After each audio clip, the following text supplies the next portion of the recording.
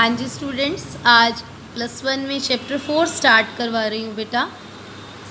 उसका टाइटल है organisation of data, मतलब आंकड़ों को संगठित करना। देखो हम स्टेजेस पढ़ रहे हैं। कलेक्शन ऑफ डाटा हमने प्रीवियस चैप्टर में किया कि आंकड़ों को इकट्ठा कैसे किया जाता है। अब जब डाटा इकट्ठा हो जाता है तो हमें उन्हें ऑर्गेनाइज करना पड़ता है, हमें उन्हें क्लासीफाई करना पड़ता है। तो अब हम इस चैप्टर में इस चीज़ के बारे में पढ़ेंगे। तो देखिए स्टार्ट कर रही हूँ चैप्टर 4 ऑर्गेनाइजेशन ऑफ डाटा। तो देखिए व्हेन एन इन्वेस्टिगेटर, जब कोई भी इन्वेस्टिगेटर मतलब जो जांच करता है, कलेक्ट डाटा, आंकड़े इकट्ठे कर लेता है, फॉर एन इन्वेस्टिगेशन, किसी भी जांच से, these are just raw data. तो अब हम इन्हें कच्चे आंकड़े बोलते हैं, रॉ डाटा बोलते हैं।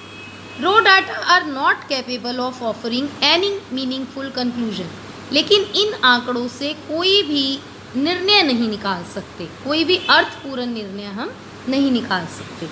This is just like a lump of clay without any specific shape और आइडेंटिटी, क्योंकि ये तो ऐसे ही हमें मिट्टी का टुकड़ा लगेगा जिसका कोई आकार नहीं है, कोई पहचान नहीं है। Datas are to be organised, आंकड़ों को हमें संगठित करना होगा। Before these are presented for final observation और कंक्लूजन, जब तक हम किसी फाइनल कंक्लूजन पर नहीं निकलते, उससे प्रेजेंट कैसे करेंगे जब तक कि वो ऑर्गेनाइज नहीं होंगे। तो देखिए अब ऑर्गेनाइजेशन क्या होता है बच्चों, ये आपको लिखनी भी है, लर्न भी करनी है। ऑर्गेनाइजेशन ऑफ द डाटा, आंकड़ों का जो संगठन है वो क्या है, रेफर्स टू अरेंजमेंट, प्रबंध करना, ऑफ फिगर्स, आंकड़ों को, संख्याओं को प्रबंध करना, अरेंज करना, इन सच अ फॉर्म, इस तरीके से, that comparison of mass of similar data, कि एक ही तरह के डाटा का जो ग्रुप है उसकी तुलना की जा सके, मे बी फैसिलिटेटेड, बड़े आराम से की जा सके, सुविधापूर्वक, एंड फर्दर एनालिसिस में बी पॉसिबल, और बाद में हम उसका विश्लेषण भी कर सकें। तो ये होता है बच्चों analysis of organisation of data.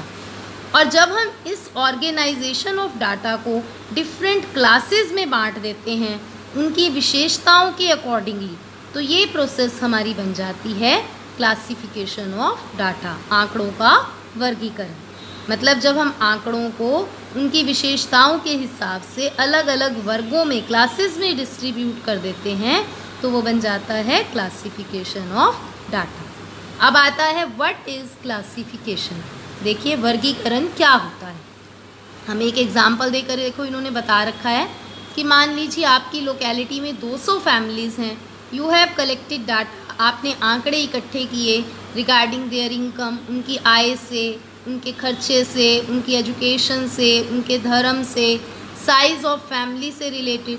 But this data will be little use, लेकिन इसका बहुत कम प्रयोग हो पाएगा unless you know how many families are educated, जब तक हमें यही ना पता हो कितने परिवार पढ़े लिखे हैं, कितने अनपढ़ हैं, कितनों की फैमिली जो है वो 5,000 महीने से ज़्यादा कमा रही है, कितनों की 500 रुपये महीने से कम कमा रही है। तो कहने का मतलब क्या है, in order to make the raw data meaningful, अगर हम इन रॉ डाटा को मीनिंगफुल बनाना चाहते हैं तो दिस मस्ट बी क्लासीफाइड, इन्हें हमें कैसे बांटना होगा, on the basis of different features, उनकी अलग अलग विशेषताओं के आधार पर। जैसे कि एजुकेटेड फैमिलीज़ में और अनएजुकेटेड फैमिलीज़ में हम उनको बांट दें, रिच फैमिली या पुअर फैमिलीज़ में बांट, तभी हम उन्हें अच्छे ढंग से पढ़ पाएंगे। अब आता है क्लास क्या होती है। Each such division of data, जब हम हर आंकड़े को ऐसे बांट देते हैं तो वो हमारी क्या बन जाती है, क्लास बन जाती है। और जो ये प्रोसेस जिसमें डाटा को हम अलग अलग क्लासेस में बांटते हैं, उनकी सिमिलैरिटी, एक जैसी, या डाइवर्सिटी, अलग अलग विशेषताओं के आधार पर, उसे हम कहते हैं क्लासिफिकेशन। तो क्लासिफिकेशन क्या हो गया बच्चों, it is the grouping of related facts into different classes. जब हम अलग अलग क्लासेस में अलग अलग फैक्ट को ग्रुप कर देते हैं तो वो हमारा बन जाता है क्लासिफिकेशन। अब देखिए अब आगे आता है what are the objectives of classification. ये जो वर्गीकरण है इसके क्या उद्देश्य हैं, ऑब्जेक्टिव्स देखो पढ़ेंगे। तो फर्स्ट मेन ऑब्जेक्टिव्स इसमें हमें बताया सिंप्लीफिकेशन एंड ब्रीफनेस, मतलब बड़ा आसान और छोटे ढंग से हम इसको कर देते हैं। मेन ऑब्जेक्टिव क्या है वर्गीकरण करने का, कि डाटा को प्रेजेंट कैसे किया जाए that appear to be brief, कि वो छोटा लगने लगे और सिंपल लगने लगे। सेकंड है यूटिलिटी, मतलब इससे उपयोगिता मिले। इट ब्रिंग्स आउट सिमिलैरिटी, इससे समानता आ जाती है, इससे डाटा की यूटिलिटी एनहांस होता है बढ़ना, डाटा की जो उपयोगिता है वो बढ़ने लगती है, क्योंकि डाटा एक सिमिलर अलग हो जाते हैं, डाइवर्स अलग हो जाते हैं, तो उससे डाटा सही बन जाते हैं। थर्ड आता है डिस्टिंक्टिवनेस, मतलब उसमें एक अलग ही विशेषता नज़र आती है, डिफरेंसेस नज़र आ जाते हैं। वर्गीकरण से क्या होगा, इट रेंडर, ये क्या शो करेगा, डिफरेंस अमंग डाटा मोर डिस्टिंक्टली, खास विशेषताओं के साथ डाटा अलग अलग शो होने लगता है। कंपेरेबिलिटी, तुलना करना ज़्यादा इजी हो जाता है, एस्टिमेशन लगाना इजी हो जाता है। साइंटिफिक अरेंजमेंट, मतलब जो हम डाटा है क्लासिफिकेशन करते हैं तो उसको इस ढंग से अरेंज करते हैं एक साइंटिफिक मैनर में, एक वैज्ञानिक तरीके से, ताकि उनकी विश्वसनीयता जो है, रिलायबिलिटी जो है वो बढ़ जाए। अट्रैक्टिव एंड इफ़ेक्टिव, हमारा डाटा अट्रैक्टिव लगने लग जाता है, इफ़ेक्टिव लगने लग जाता है जब हम उसे सही ढंग से क्लासीफाई करते हैं। अब आता है बच्चों गुड क्लासिफिकेशन की क्या विशेषताएं हैं, ये पेपर में बहुत बार आता है, एक अच्छे वर्गीकरण की विशेषताएं बताएं। तो फर्स्ट वही देखिए, कॉम्प्रिहेंसिवनेस, कॉम्प्रिहेंसिवनेस का मतलब विशाल होना। क्लासिफिकेशन करते हैं जब हम रॉ डाटा का, it should be so comprehensive, इतना विशाल होता है that each and every item of data get into some group और क्लास, कि हर जो आंकड़ा है वो किसी न किसी ग्रुप या क्लास को शो करेगा। No item should be left out, कोई भी आइटम इसमें बची हुई नहीं रहती।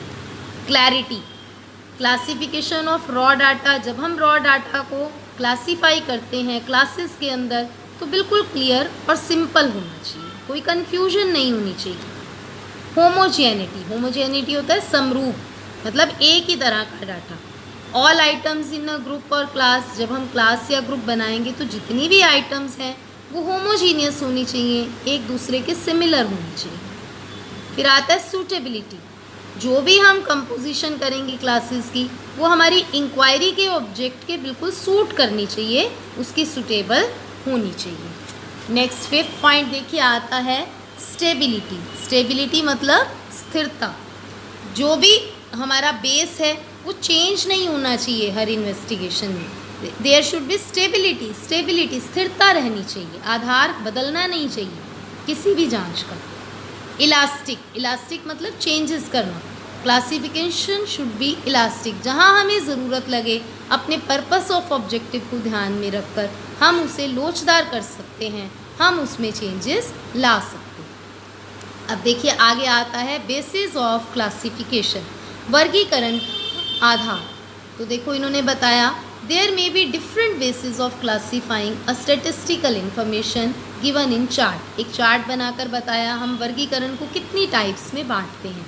पहला हम पढ़ेंगे ज्योग्राफिकल, ठीक है, जगह के अनुसार, क्रोनोलॉजिकल, समय के अनुसार, क्वालिटेटिव, गुणों के आधार पर, जिसमें दो पार्ट्स होंगे, सिंपल और मैनीफोल्ड, यह भी बताऊंगी क्या है, और फिर आता है क्वांटिटेटिव और न्यूमेरिकल, मतलब संख्या के आधार पर। तो सबसे पहले देखिए आता है ज्योग्राफिकल, जगह के अनुसार, जिसे हम स्पेशल भी बोलते हैं वर्गीकरण। दिस क्लासिफिकेशन, ये जो वर्गीकरण है of data is based on geographical, ये भौगोलिक स्थिति के ऊपर निर्भर करता है, या लोकेशन डिफरेंस ऑफ डाटा, या आंकड़ों की जगह के अनुसार हम इसमें डाटा शो करते हैं। फॉर एग्ज़ाम्पल, मान लो हमें दिखाना है data relating to number of firms, कि कितनी नंबर ऑफ़ फर्म्स प्रोड्यूस कर रही हैं बाइसिकल इंडिया में।